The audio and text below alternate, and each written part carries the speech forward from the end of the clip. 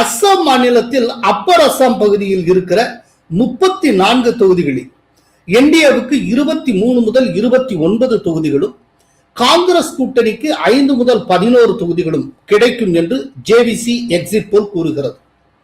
அஸ்ஸாம் மாநிலத்தின் லோயர் அஸ்ஸாம் பகுதியில் உள்ள 40 தொகுதிகளில் என்டிஏவுக்கு 30 முதல் 35 தொகுதிகளும், காங்கிரஸ் கூட்டணிக்கு 4 முதல் 6 தொகுதிகளும் கிடைக்கும் என்று தெரிய வந்திருக்கிறது.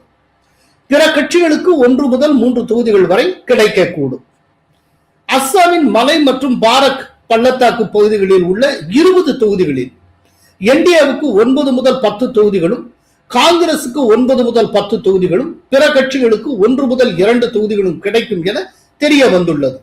மத்திய அஸ்ஸாம் பகுதியில் உள்ள 32 தொகுதிகளில் பிஜேபிக்கு 26 முதல் 27 தொகுதிகளும், காங்கிரசுக்கு 5 முதல் 6 தொகுதிகளும் கிடைக்கும் என்கிறது ஜேவிசி எக்ஸிட் போல்.